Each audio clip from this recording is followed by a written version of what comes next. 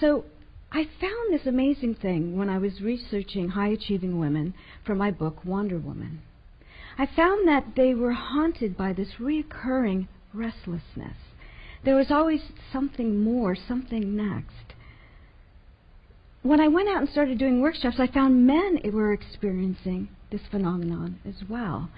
That even though they would start jobs and projects and clients and were very excited about it, after a couple of years, the excitement, the anticipation, the passion, even the fulfillment at the end just seemed to be drifting away. Early in these people's careers, they found they could change jobs, they could, even change careers totally. But as we move on in our careers and we develop an expertise, it's hard to let that go. And then we have bills.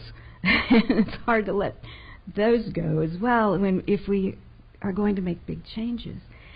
Yet we have to acknowledge this restlessness, this calling that's coming to us. So I got together with one of my dear friends and coach colleagues, Zoran Todorovic, and we came up with a series of questions, and that's what I'm going to share with you, is the questions that we came up to look at the levels of potential. So these are questions you can ask yourself and questions you can ask your clients. So there's 4 levels. The first level is really personal potential. And I have an exercise in Wonder Woman where I ask people to look at their past and to find a peak moment and to clarify what was it beyond their skills and knowledge that they contributed to making this happen. I'm amazed how many of my clients can't identify this, can't list out like I have courage, I'm generous, I can see how things connect together, or I have a sense of humor. But when they start to identify that, they realize that's really what makes them special, and that's their edge. So the second level is greater potential. Greater potential is where we're really applying our contributions.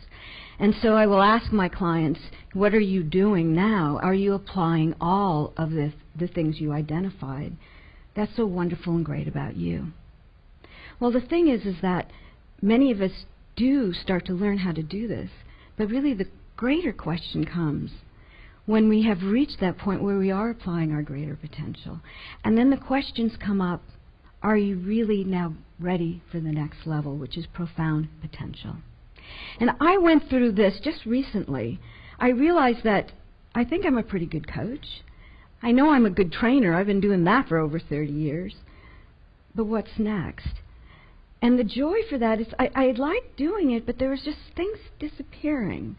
But it was tough to ask the questions, what's next?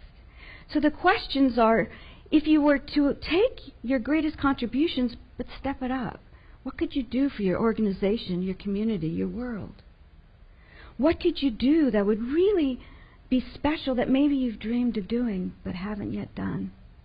The moment that I asked that and then realized that I was clinging to, again, my expertise, but that I acknowledged there were things disappearing, that if the moment that I acknowledged that, then new things began to emerge. And that's when my dear friend DJ Mitch came to me and said, why don't you be the training director of our new coaching school? And I knew that was what was next, to take my skills. But the highest level, the purest potential, this is where it's really tough to answer the questions. What are you called to do beyond what you think is possible? Or even, if you were willing to step into the abyss, what would you find on the other side? I'm going to say that a question again.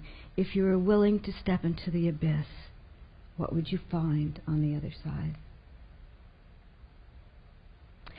At the last ICF conference, David White spoke, and he talked about his pilgrimage to Finisterre.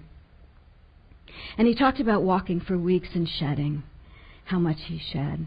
And this is what I'm talking about. Are you willing to shed? Are you willing to shed to allow what is disappearing so what is possible can truly emerge? This is what I'd like to see for all of you.